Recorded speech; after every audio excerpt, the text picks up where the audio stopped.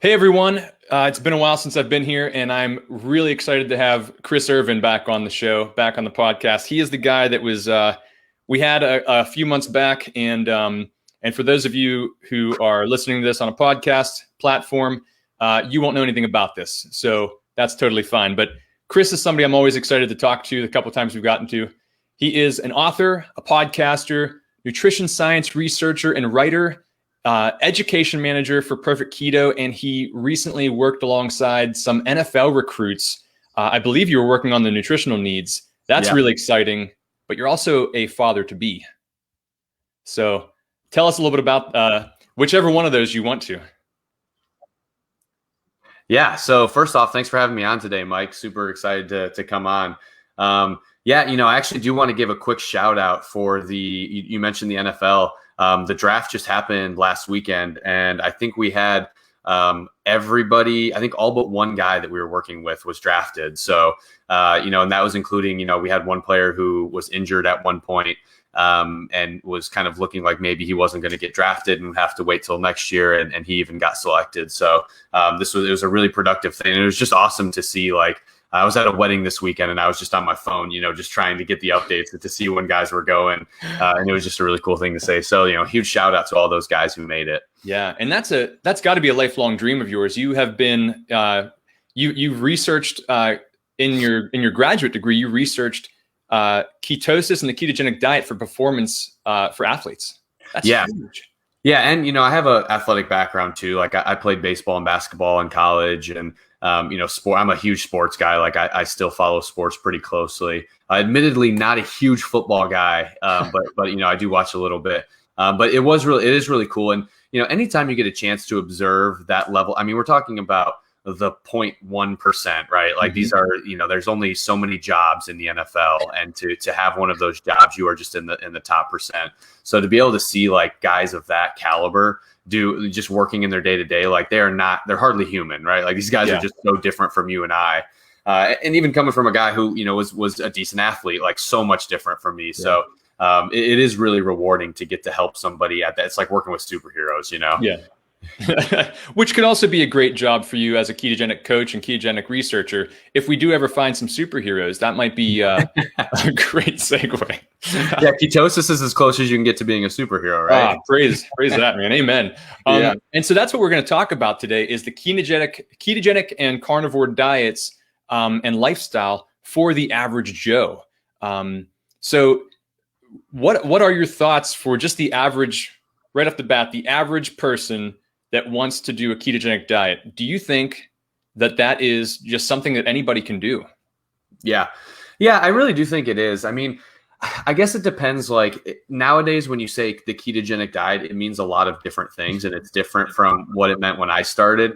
I don't really love the mainstream keto that has become, you just focus on carbs. You don't look at nutrient content, eating a ton of processed packaged foods. Like, we start like, I work for Perfect Keto, right? And like we have packaged foods, but you look at our ingredient labels and you compare it to other companies out there. It's like some of these other companies that are coming out with keto brand is the same as just other packaged foods, right? These are just lower carb or lower glycemic junk fillers and stuff like that, And so the ketogenic diet that is the one where you're eating whole foods and you're eating meat and greens, I think that's a great fit for everybody. There's very few and very rare cases of, people with conditions where they may not respond well to that. I always kind of say like I would say like the bigger, group of people that may not be the best fit for when it comes to keto would be people that maybe have like bad, eating disorders or poor relationships with food. Just because, and not that they should never do keto, but that jump may be a little bit too big of a jump because of the restrictive nature of the diet. To beginners, right? Like you and I know that it's not really that restrictive of a diet, but when you first start out and you're used to having, your take of whatever food out there that you want to eat, and now you've narrowed it to things that are low in carbs, it does feel restrictive. So I think that's always like the biggest one where you might want to tiptoe your way in. But for most other people, there's really, we're talking about eating foods that are nutrient dense and provide us with the things we need, protein, quality fat. Have a hard time thinking that would be bad for anybody. I know, right? It always blows me away when you hear people, Jillian Michaels is a big one. She talks about how terrible the ketogenic diet is, but then you ask her what real food is, and she describes the ketogenic diet. Yeah. So it's amazing. Yeah. And I think, again, it's because of what like the mainstream perception of keto is. Like, it really has become a bacon and butter diet. And, while we do know that those things really aren't that bad for us, that's still not a quality diet, right? Like if it's cheese, bacon, and butter that you're eating, and that's your bulk of your calories, we can do a lot better than that, right? And I think that's what happens when you see a lot of, I wouldn't call her an expert, but you see experts talk about, keto not being right for everybody or being like not a good long-term solution. They're very rarely talking about what you and I would consider a ketogenic diet, which is, eating plenty of meat, eating your greens, low glycemic fruits, focusing on, nutrient quality really. So, when it comes to that, I just don't think that anybody's really going to fall into that. Like, nobody's too good for nutrient density, right? I think we can all use a little bit of that. Yeah. And so real quick, what would you describe as a basic ketogenic diet before we move on? Because you mentioned meat and protein, and that's what I love talking about in the keto approach. But what is a basic ketogenic, we'll call it not dirty keto, but clean keto, whole foods keto? What's a basic approach? Yeah. So, I think that if we're talking about being ketogenic, then we're talking about being in ketosis, right? I mean, that really is the difference between keto and a low carb diet or keto and a paleo diet, is we're trying to induce a state of ketosis. So your carb intake does have to be low. That is a key focus of that. Even if you're eating a super clean diet, you're not going to be in ketosis on 150 grams of carbs a day, right? So, I think the baseline is probably keeping your carbs under 30, maybe for some people 50. And as you get adapted, could be a little bit higher than that. Once you get outside of carb restriction, then I think it's just all about, nutrient density. So it's what are the most nutrient dense low carb foods you can eat, which in my opinion is red meat, or any meat coming from a ruminant animal. So, that could be beef, that could be elk, bison, anything like that, venison. Are deer ruminant animals? I actually don't know. They fall in that category. I have a whole freezer full of deer, and all the infographics that I see from other guys always say they are. So they're red meat. Yeah. I mean, they chew on cud and stuff in a weird way, but yeah, we'll count it then, because I was going to say I'm not an expert in the animal digestive systems, but I think they are. Yeah, lamb as well. Lamb's a great one, and goat. Yeah. And with those foods, we're talking about foods that are loaded. I keep saying nutrient density, but they're loaded with nutrients, but they're also nutrients that we can better absorb. They're nutrients that are more bioavailable to us, right? So I think that on keto, once we have carbs restricted, the next focus is getting a good quality protein, nutrient dense source. That's red meat. And then I think complementing that with, different plants, I think you can kind of give or take with those. I don't really look at plants as something that contributes a great amount of nutrients to our diet, but they do have other purposes, right? Like, there is some utility to some fiber depending on where you're at with your health. You are getting some nutrients from the plants. It just doesn't really, it's kind of a drop in the bucket compared to what you're getting from the meat. But I still think getting those things in, like, leafy green vegetables, low glycemic fruits like some berries, and then things like avocados, you can get some electrolytes and things like that. So I think that's really the focus, right? You keep the carbs low, you get a quality protein source, and then you add in other low glycemic plants that can, you can make sure it can keep you in ketosis. Yeah, that's terrific. So, and that's exactly, my goodness, I'm just going to take this recording. Every client I ever have, they're going to listen to that. Yeah. Because that's as easy as it comes.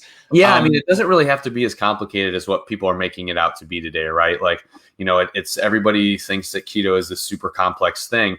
And I think that really, once you take a deep dive and you understand what foods are high in carb, like the biggest thing is figuring out carbohydrate content in foods. If you don't know what that looks like, that makes this diet a lot more challenging. But when you realize what's a carb and what's not a carb, this becomes a very easy diet. And I always tell people, I used to, when people would ask me what they should do to like lose weight, I used to give them some, like do a ketogenic diet. Here's a food list, all this stuff. Now I just tell them eat red meat and leafy greens.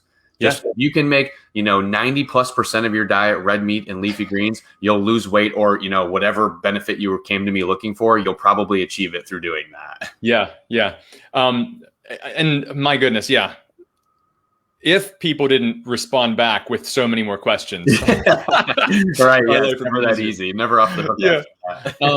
So let's dive into the protein thing. I have a couple protein questions, and they might all sound the same. I reached out to some Instagram friends yesterday and the day before and asked what questions we had. And so how do we know on a ketogenic diet if we're getting enough protein? Yeah. It's really tough because, there are symptoms of low protein, but they're kind of hard things to find or to really recognize. Like, I would say poor muscle recovery. If you're exercising and lifting weights, that's probably going to be a big indicator. I think mood can be a big thing. If you're not getting the appropriate amino acids that you need, I think that's going to lead to just deficiencies in your mood. So if you start, and I've noticed that with a lot of clients when they first start keto, where they'll be low mood, we increase their protein, that problem resolves itself. So I think those are two big ones. And then outside of that, there's really not a whole lot you're going to be able to notice in your day-to-day from being low protein. So I think it's something that, if you're new to this way of eating and you're new to, calculating macros and stuff, I think it's kind of setting a guideline. I like to shoot for 1 gram per pound. So, for me, I'm shooting for between, 180 to 200 grams of protein. I think that's a good, something that at the beginning, you should probably track it, figure out what that looks like in a day, figure out what that, how many ounces of meat at each meal that looks like. And then once you have that, you're talking protein specifically from animal meat? Yeah, fish, and red I meat. think there's some utility to other proteins too. Like, some of the protein that you're getting in, nuts or, things like that. Like that, I would still count that in my total protein content. But I'm really, even with that, like, a handful of nuts, you're getting like 5-6 grams of protein. Yeah. So, I think that you're still going to have like 90% of it's going to be coming from meat or, a protein powder. I think for me, at least at 180 to 200 grams of protein, it is a little bit hard to get that in a day. So like, a daily protein shake with 30 to 50 grams is something that I usually do. Okay. Yeah. And one of the side effects that I had of low protein, it was low protein for far too long. Yeah. I noticed just, 3 p.m, I'm trying to walk up 3 or 4 steps to a porch and my legs felt too heavy. Like I was struggling just to walk upstairs. Yeah. And as soon as I increased protein, that went away. And it was it was a change that I did not expect because keto used to be, you had to keep your protein moderate. Right. And so speaking of, so that was, how do we know we're getting enough? You covered, my next question was if we're eating too little protein, you just covered that as well. Yeah. I had my friend Steve ask the question and he kind of with a chuckle, he said, is there such a thing as too much protein? Yeah. That's a great one. I'm not really a big proponent of, I don't believe that there really is. Now this isn't a healthy individual, right? So, there are situations where, you may need to limit protein for a kidney issue or something like that. But I think in, most individuals, there's really not a point where it's going to become a problem. It's what people, I think, the fear of protein limits, I think, has come from a misunderstanding of what protein does in the body. So, I think when I was big into like bodybuilding research and muscle research, it was all about protein synthesis, right? Like you eat protein to initiate protein synthesis to build muscle. And, the research shows that at like 30 to 40 grams of protein, that's when you kind of maximize muscle protein synthesis. So, it was like any more than that in a sitting is a waste is what people would say. Yeah. But that fails to understand that like we use amino acids for everything. Protein and amino acids are used to carry out so many different functions in our bodies. So, that's not really a good way to look at it. Now, there probably is a point of diminishing returns, right? So, or maybe not yet, I guess diminishing returns, right? Like there's a point where, if you're at 100 grams of protein and you bump up to 200, you're probably going to see a big boost in the benefits, but 200 to 300, you're probably not seeing as big of a boost, right? Yeah. But in terms of it being unhealthy or really causing a problem, I don't really see any issues. And even interestingly, that there was some research a few years ago that looked at protein overfeeding and like fat mass. And it was, I don't remember the exact numbers, but it was something ridiculous, like 400 grams of protein feeding people in a calorie surplus. So this was pushing them into a surplus with protein and not seeing fat mass gains from this.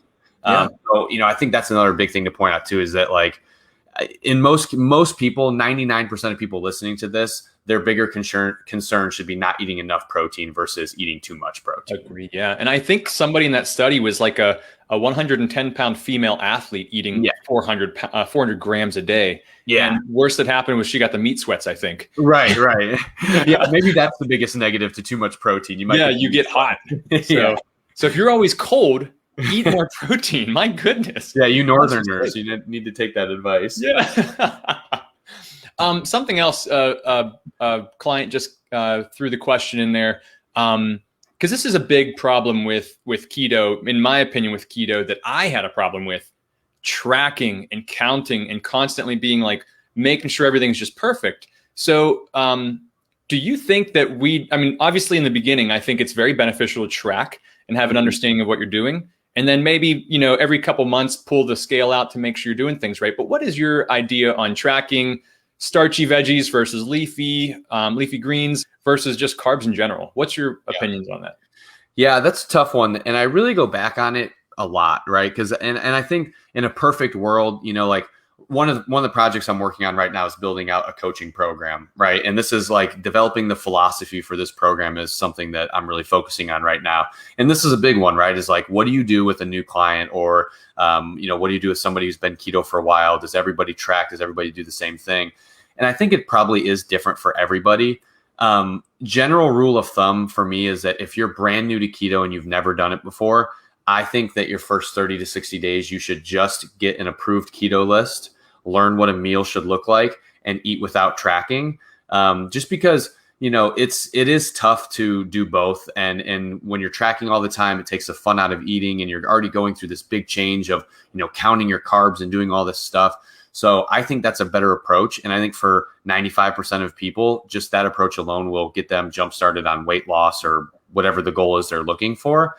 And then from there, I think it's like once you start reaching a plateau and your gains your loss starts slowing down, then I think we can start looking at, all right, let's dial it in by looking at your macros. Typically what I'll do is have somebody track what they normally eat and then start breaking things down and saying, okay, look, you're getting, too little protein. So let's fix that by adding in protein here.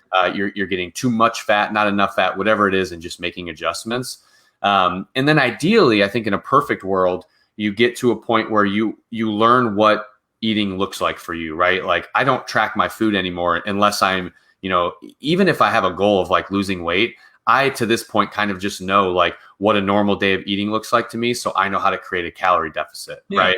And I think that should be, and for anybody who's newer to dieting or newer to keto, this is, I've done keto for 5 years. So this is, and I've been, focusing on my nutrition for 8. So this is something that it does come down the road, but I do think you get to a point where you no longer have to track, right? Like I look at a meal and know that's 40 grams of protein, that's 30 grams of carbs, that's whatever grams of fat. Fat can be a tough one. If you're eating out at a restaurant, you don't know what things are cooked in. That's a little different. But generally speaking, you can kind of figure it out. And I think getting to that point is important because, that's how you just make dieting, you take away the dieting part of it, right? And you just make this a part of your life. Like this is just the way that I eat. Me and Dr. Gustin were talking about this. We just did a Q&A podcast where a lot of people were just asking us about what our diets look like or what diet we're following. And we're like, we haven't thought about that in years because we eat like, when Pop-Tarts are no longer on the menu and that's just not something that you would like legitimately eat, like you don't consider it keto. It's just like I eat real food, like I eat what's at the farmer's market. And I'm not, focusing on, getting 300 grams of protein or 150 grams of fat or anything like that.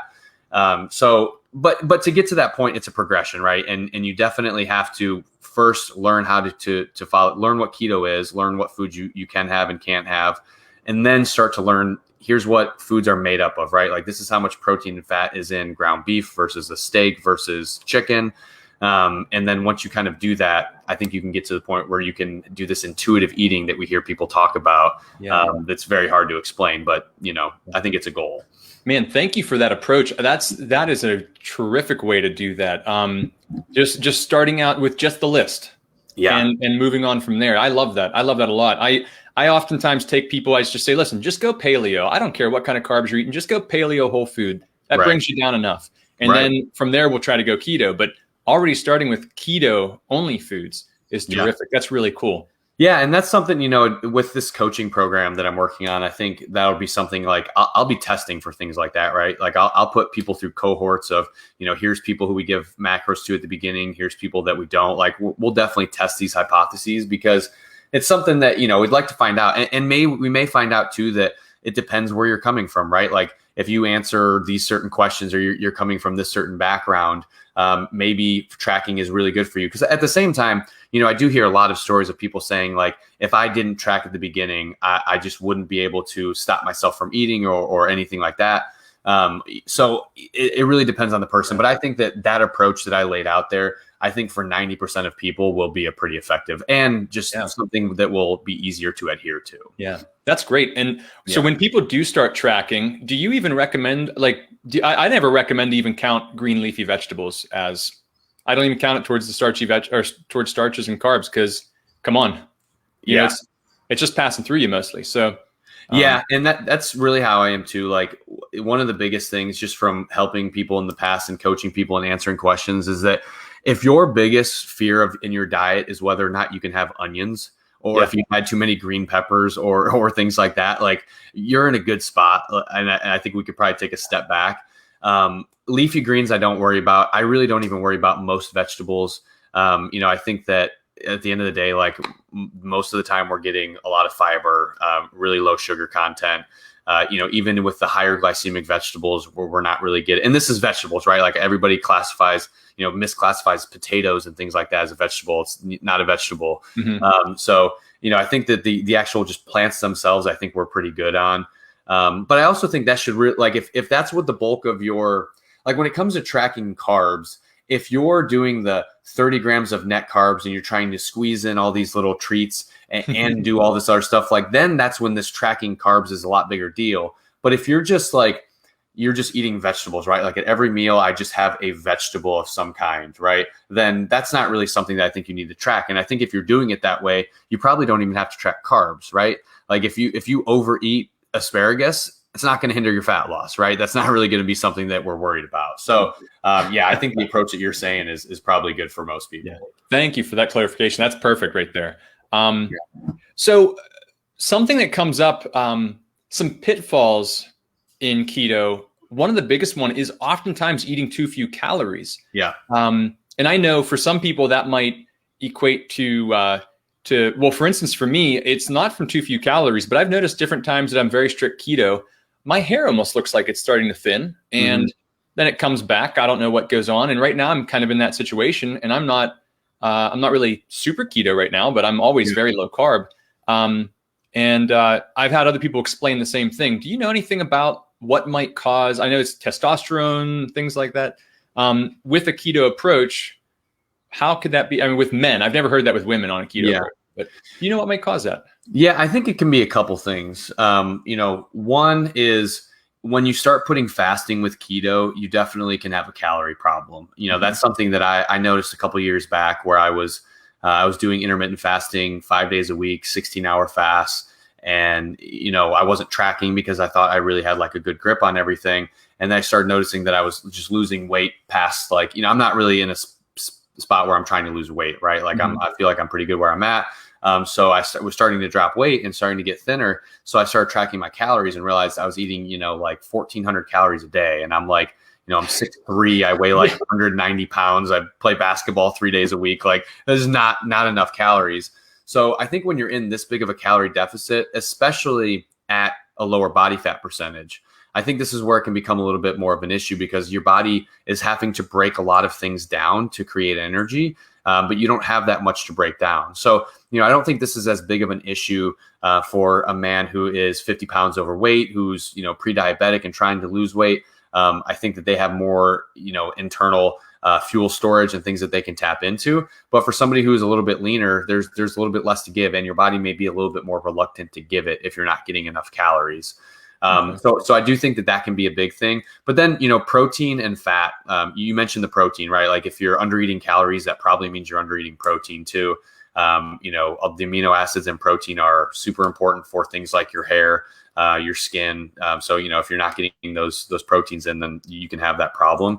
But then, if it's a hormonal thing, then I think it's probably, it could be something with fat, right? Like, if it's like maybe a low testosterone thing, you're probably not getting enough saturated fat in your diet, maybe not getting like enough cholesterol and things like that. So, that would be a good area to troubleshoot. But then, two is that not everybody's meant to be on keto all the time, right? Like I think that for, guys like us who are, we've gotten our health where we want it to be, or at least in a space where we're doing pretty good with it. I think we always have goals, right? But we're in a space where we feel pretty good with our health. And I think that there's probably some room to start throwing carbs in. I know that Ben Azadi just published a book, Keto Flex, that I've been digging through a little bit. And he's really talking a lot about, the benefit of kind of taking a little bit more of a cyclic keto approach of, having a little bit of carbs and what benefit you can get from, just intermittently putting those in there. And, to be honest, that's something that I've done over the last 2 years, kind of incidentally, right? Like I've become a little bit of a fresh local seasonal eater. So I'll eat what's available at the farmer's market. That might be, berries sometimes, that might be sweet potatoes, just little things like that. And I have noticed just in general feeling a little bit stronger, a little bit, more energy, I've just a lot of benefits from doing that. So I think that there could be something to that too. Like if you're, maybe we're not supposed to be keto all the time. Now for those of people who are listening who are, again, 60 pounds overweight, weight loss is a big goal of yours. I don't really think this really applies to you. I think that, staying keto for months at a time is probably going to do your body a lot of good. We're talking about having a lot of metabolic repair, required right now. But for people who are a little bit closer to their goal weights, I think that could be a thing to think about.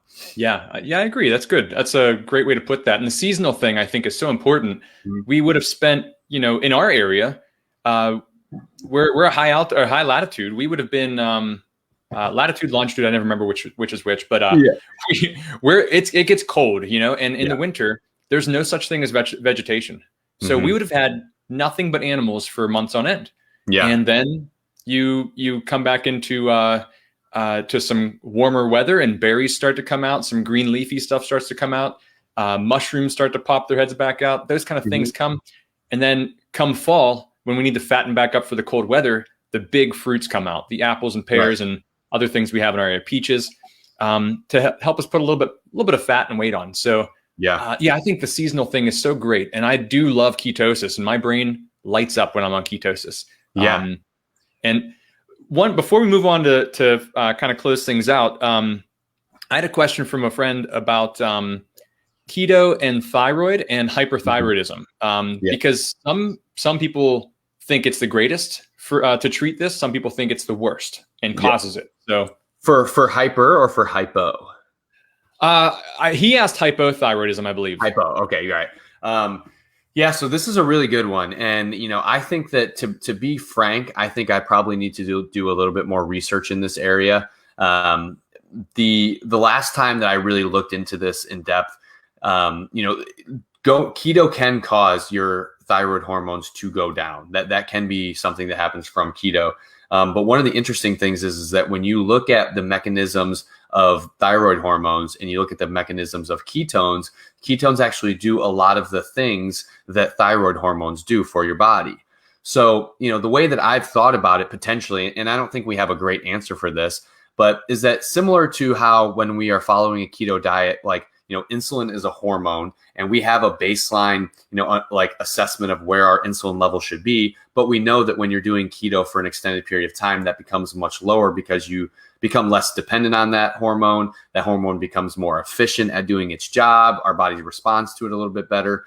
I think something like that could be happening with thyroid hormone. I think that like the change in our diet and the ketones being present in our blood could make it so we don't need as much of that thyroid hormone, which, can that make that more efficient and make our body respond better to it? I don't know, but I think there is something there. I think most times when you see people that are saying, hey, I have low energy from following keto, or I shouldn't do keto because I have a thyroid issue and I'm low energy, it's probably more of a calorie issue at this point. Like you're probably not eating enough protein, probably not eating enough calories. I think for anybody who's, getting appropriate nutrition on a keto diet, they're going to see benefits in that department and not going to have as many problems. But I wouldn't consider myself to be the expert. And I think I've heard similar things where the body down regulates. The body doesn't want to waste. Yep. So why would it create, like if ketones, everybody used to chase ketones trying to get 2 and 3 millimolar. And then we realized, well, you don't need that much. Your body is wasting it. If so, it's not much different than eating a ton of sugar and having excess sugar in the blood. Right. So excess energy is what it is. So that's similar to what I've heard, is that the body probably downregulates the thyroid hormones, which is pretty cool. Yeah, and I think that's one of the really hard parts about blood work is that, when we look at like the standard recommendations for blood work on any of our hormone levels or our cholesterol and all of this stuff, like this is kind of like the average of like the just the human population, which like the average human is really not that healthy. Exactly. And the average American isn't that healthy. So it's like, what are these baseline measures? These baseline measures are probably not where we want to be, right? Like we probably don't want to be there. We're probably in a better health than what those measures are based on. And I think that, that's why some of that stuff's so hard. Like we look at cholesterol as like this is kind of a side rant, but we look at cholesterol as like a predictor of heart disease. But it's like, what happens when you eat a diet that lowers inflammatory markers and all these things that cause cholesterol to be more damaging? Now, does that number matter less? Does it matter more? Where should that range really be? So, I think that that's like an area where it seems like the medical field has just looked at these levels, they've established them, and they've just left them. Like this is just like the industry standard. But it seems like there's so much more we should be studying. Like, what should a diabetic's fasting blood sugar be if they're following a ketogenic diet? What should their HbA1c be if they're following a low carb diet? If we're giving them recommendations based off somebody who is pumping insulin into their body and they're not doing that, then, that's not the same thing. We're comparing apples to oranges. So just kind of a thing, I think, with hormones in general, that like, we don't have the best understanding of them. Yeah. And it's the nutrition and hormones are like the frontier, they're the Wild West. We just don't get it. Right. So I can't tell you how much I appreciate hearing an expert say that, because it's that's what I love about the paleo and the keto field and the carnivore field, is most people are willing to just say that. Right. And that's terrific. So science is a moving field at all times. Right. We got a long way to go. Yeah. As soon as you're dogmatic, you're no longer a scientist. True. Exogenous ketones. What, when, why, and how? Yeah. In 5 words. That's all. Right. Yeah. Exogenous ketones. So not, I think the marketing history of exogenous ketones has just been hilarious because, we've gone from like, because what some companies have done with this product and how some companies have marketed this product, we have created this huge divide where it's either they are essential for keto or they are useless to keto, which I guess is like everything else in our world right now, right? Like there's no in between on it. The answer is that exogenous ketones have benefits, right? And they have a use. And, using them strategically, I think, is a great thing for most people. Not everybody needs them. You can do keto without them. Essentially what's going on here is that when we take an exogenous ketone supplement, we're raising the ketones in our blood. So our ketone levels are getting higher. This is a temporary boost. So when people say that it's putting you in ketosis, that's I would say that pretty loosely. You're being, you have a temporary boost in ketones, typically about 2 to 3 hours. I think that's where the marketing has gone a little bit astray here, whereas people saying that like, you can take this and in 2 hours you can be in ketosis. And it's like, right, but in 3 hours I'm back out of ketosis. So this is, this is not what they're marketing it to be. But this increase in blood ketones can come with a lot of benefits. So we know that an interesting thing about ketones is that the brain will take in ketones in proportion to their availability in the blood. Which is just a long-winded way of saying if we have more ketones in our blood, our brain will use more of them. And so, that means anytime that we could benefit from our brain having access to more fuel would be a time where exogenous ketones could be beneficial. So this could be when you're low energy. This could be when you are, you're doing work and you want to kind of get in a good deep flow cognitive state. That'd be a good time for them. Maybe when you're having some mood problems, like you're a little anxious, you're a little depressed, anything like that could be a good time for it. And then I think for beginners at the very beginning of keto, I think that, having them available in your blood, this is a bit of a stretch with the available research, but there's research that shows us, cell research that shows us that when we expose cells to ketones, they increase their MCT transporters, which are the transporters that allow ketones to get into the cell so that they can be used for energy. So the thought, is that potentially if we're able to, like, we know that when we start keto, it can take a while for our ketone levels to really get elevated, especially if we're insulin resistant. So if we can more quickly get our ketone levels elevated, then maybe we can more quickly upregulate these transporters so that we can be using ketones a little bit quicker, and maybe shorten that lag time between when we're producing and actually using the ketones. Okay. So, and again, stretch, right? Like, we don't have any research looking at this. N equals 1, a bunch of those. Yeah, exactly. And it's be a really hard thing for us to measure, right? Like, I don't really, based on my knowledge, I don't know that that's something we could measure. But regardless, I think that there's benefit to it, right? Like at Perfect Keto, we have exogenous ketones in our starter bundle. We hear all the time how much people say it helps give them more energy, helps reduce their hunger and cravings in between meals. And if we're getting that feedback on it, then that means that it's providing some benefit. Yeah. So, I think that there's definitely a place for them. Will they help? You talked about the lag time. Is that part of that lag time for a lot of people is the keto flu? Mm-hmm. Can ketones help with that keto flu? So anecdotally, we've heard a lot of our customers say that, and that could be because of the ketones, but I think it could also be because of the electrolytes. So most of these ketone salts, we're talking about, ketones bound to sodium, magnesium, calcium, all these electrolytes that you become deficient at the beginning of keto. Mm-hmm. And these are the electrolytes that cause, I would say, 90 to 95% of keto flu symptoms. So, I think that's probably the biggest benefit with reducing keto flu is that electrolyte load you're getting. Yeah. But I think the ketones are probably providing some benefit there too. That's very cool. And me personally, I use them before almost every interview I do because I'm telling you, I am a smarter person. I have a better vocabulary and I focus better when I have a little bit of ketones. Right. So that's it's like you tell me that and I'm like, we don't need research to prove that, right? Like if at the end of the day you feel better, like that sounds like it's a great thing. And, if it's the placebo or whatever it is, like, I don't care, I thought you were going to say, clearly, Mike, look how smart you are. Of course. Right. Yeah, it's right. The ketones, man. Clearly. That's a keto brain for sure. And so lastly, I want to know what you're passionate about right now. And I kind of think I know what it is because we talked a little bit off air about this, but what is your passion right now? Yeah. So, definitely with my wife being pregnant, that's a pretty big area right now. Just focusing on, learning what I can about, one, just the science of what's going on in a female's body when there's a baby growing in them is incredible. I mean, it is just like, we have like this app that tells us what's going on and it breaks it down at different stages. And I'm always just blown away. I'm like, this is the most sci-fi crazy stuff that I've ever seen going on. And so that's been really cool. But just kind of understanding a little bit more about, nutrition as it relates to pregnancy, because it's a very confusing thing, I think, for a lot of women and men as well, right? Like as we're trying to, help our wives and support them. It's a really difficult thing because the information out there is crazy. And I remember the first time that I kind of realized that our nutrition for pregnant women was a little bit flawed is I was at Low Carb Denver, I think it was a few years ago. And there was a registered dietitian up there talking about nutrition for pregnancy. And she had this blanket recommendation that women should never go lower than, it was either 120 or 150 grams of carbs per day.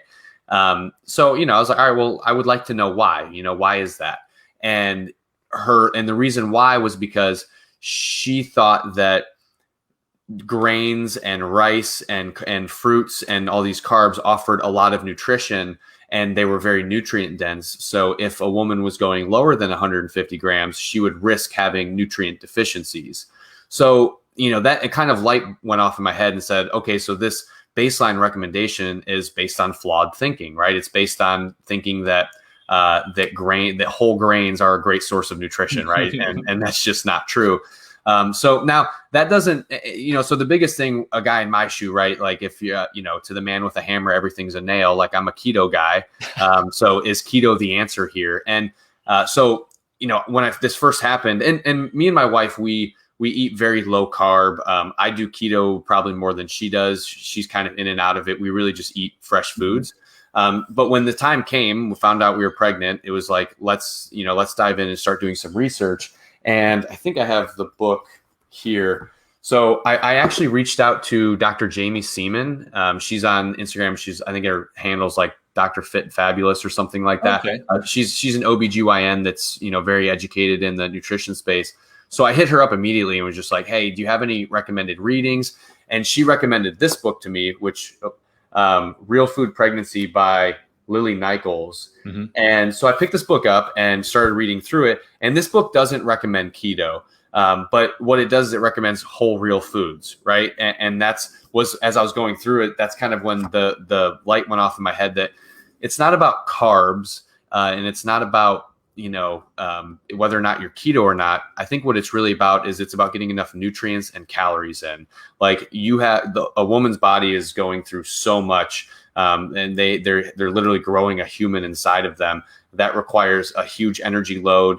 The more nutrients you can provide in that situation, the better. So whether that's keto or not keto, like my wife is not full keto. We, rather than focusing on being low carb or keto, we're focusing on nutrients. So we make sure that we're getting organ meat in a couple times a week. We make sure that we are, cutting out vegetable oils. We're making sure that we are, getting her every day. She's getting, omega-3 fats. We have fish being incorporated in eggs. As much as we can do those things and as much as her, kind of appetite will tolerate it, that's what we're focusing on. And if she wants to, if she has a craving for a muffin, we're going to go get a muffin, right? But what we're going to not do is we're not just going to let it spiral out to a point where we have to think about gestational diabetes, or we run the risk of things just going a little bit haywire. So that's, highly recommend this resource to people. And it really debunks a lot of really, things that you'd be confused about, right? Like, there's the fear with, an example is like organ meat. I was reading in it and it was like, do we have to worry about vitamin A toxicity with organ meat? Is that a concern with pregnant women?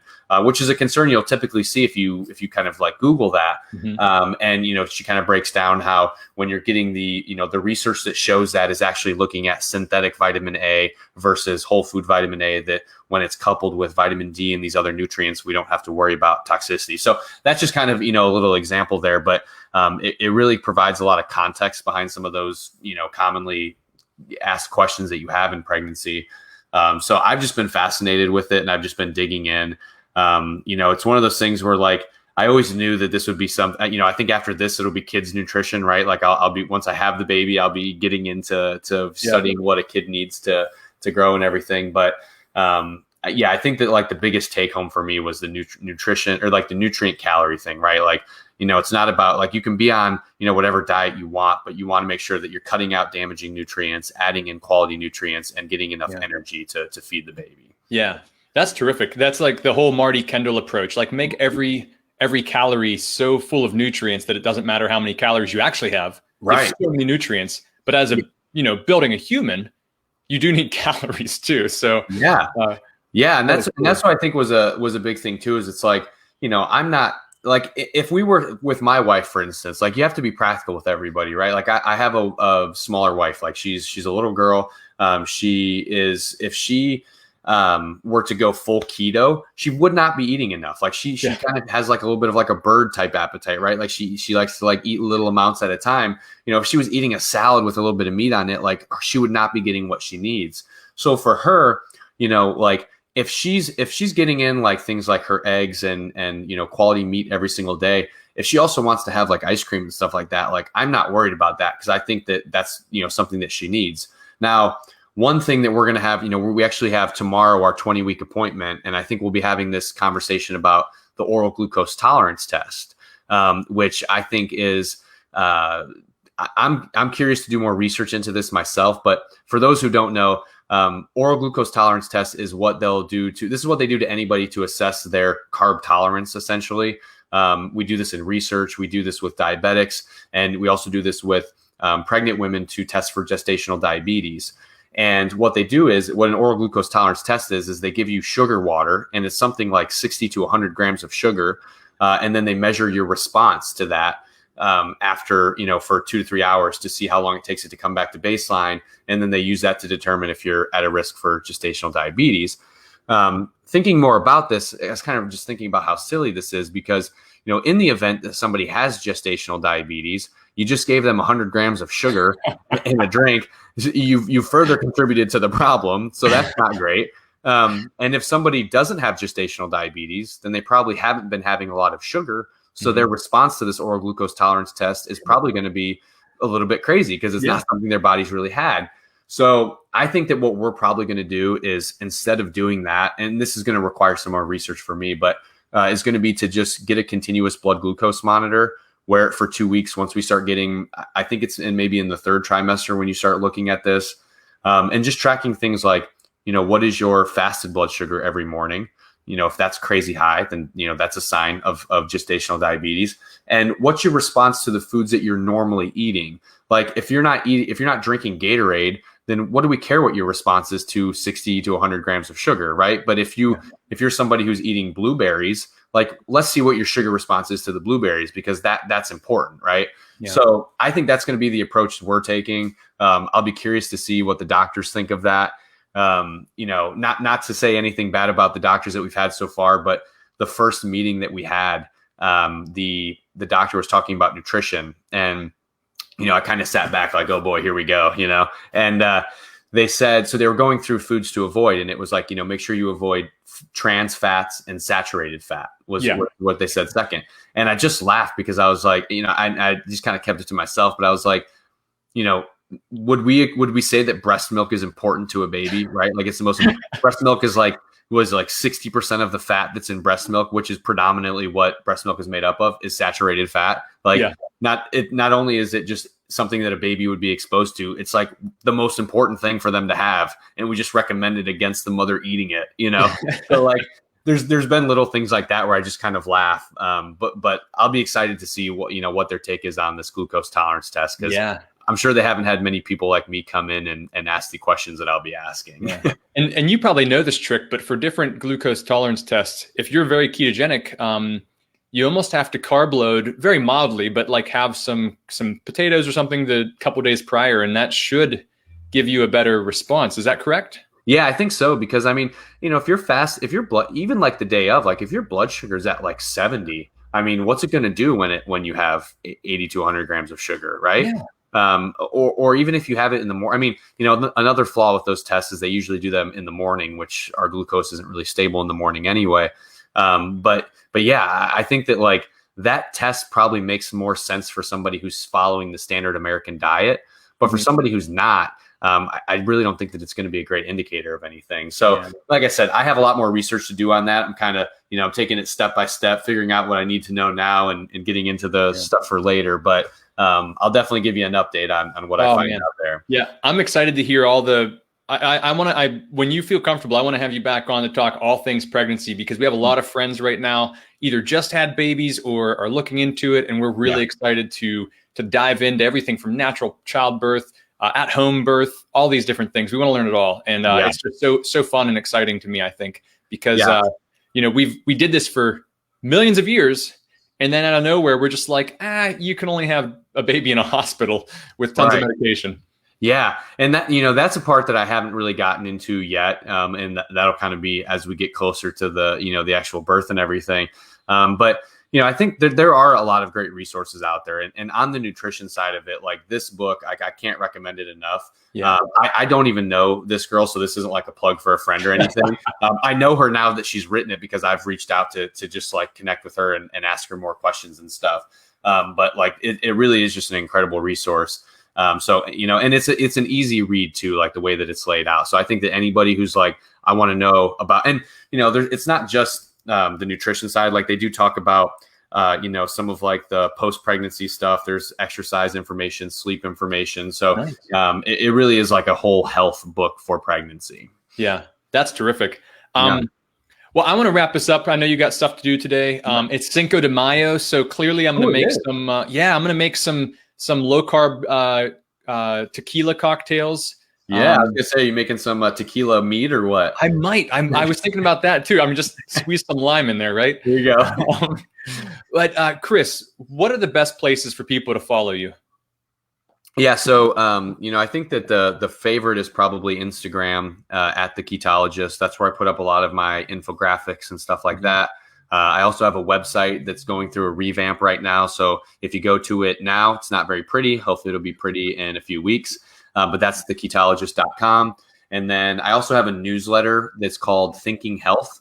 And it's on Substack. So if you just Google Thinking Health Chris Irvin, you'll see that newsletter pop up. And that one's a little bit more like health philosophy and health mindset and things like that. So those would be the 3 best spots. Yeah. And so if you want to hear his podcast, he's taking a break for now, but he's got a good 9 episodes that are just terrific. The Keto Answers book is what he wrote with Dr. Oh, there it is. And his pretty face on the back here with Doc Griskin as well. And then you wrote a book with your niece about how to get kids to eat healthy. Yes. Let me see. Oh, yeah, I have one right here. Oh, I should have added, you're a narrator as well. You did the audio for, is that cool? Yeah. So what's that book called? So this is called Mommy, Do I Have to Eat This? That's fun. And and this one was during last year during the COVID lockdowns. I was back home and I had some time to spend with my niece and just decided to do a little project. So what we did was I kind of built it out like Mad Lib style, where I created like the structure of it. And then I let her answer questions about like, because the premise of the book is like a baby or a kid asking, I want to eat this food. And their mom saying like, no, you need, like, it's okay to eat that sometimes, but you need to be eating, this food. And then giving like a funny example of like what that would do to you if you had too much of the bad food. So she filled all of the little dots in and it's fun because, I think everybody should write a kid's book like that, right? Like if she thinks it's funny and entertaining, then surely the kids reading it will be as well, right? So that was kind of the thought with it. So it was really just this fun little project that we wanted to do. I have a great relationship with my little niece, so it was like really cool to see her. She's 6 years old, so this was like she hardly when we published the book, her school got it and they read it and everything, and she hardly understood what was even going on. That she's like a 6-year-old author, So it was cool. Where can people buy that? Because I would love to get that for my nieces. Yeah, so Amazon, it's on there, but it was sold out on Amazon, so. I think that the better, and I don't know if it's back up or not. So I would say that the better spots are probably Barnes and Noble or Walmart. You can buy it online at either one of those locations. Jeez. So not even like a small, you like pushed it out all over, man. Holy cow. It's like online Barnes and Noble. So they're not carrying it in the stores yet, but if we get enough traction, maybe we'll end up getting one in the store. That'd be pretty awesome. Oh, good for you guys. That's so fun. Chris, thank you so much for coming on. This was absolutely fun. Tons of terrific information. It's, there's only so many times I can read a book and go, man, I wish I could ask this guy a question. So I love that you came on today, and I love that you are never-ending researcher. You just keep going after it. So thank you so much. If anybody has any questions outside of here, if you can't get a hold of Chris yourself, just send them to me, and I am happy to reach out to him. And everybody enjoy your day and God bless. All right. Thanks, Mike. See ya.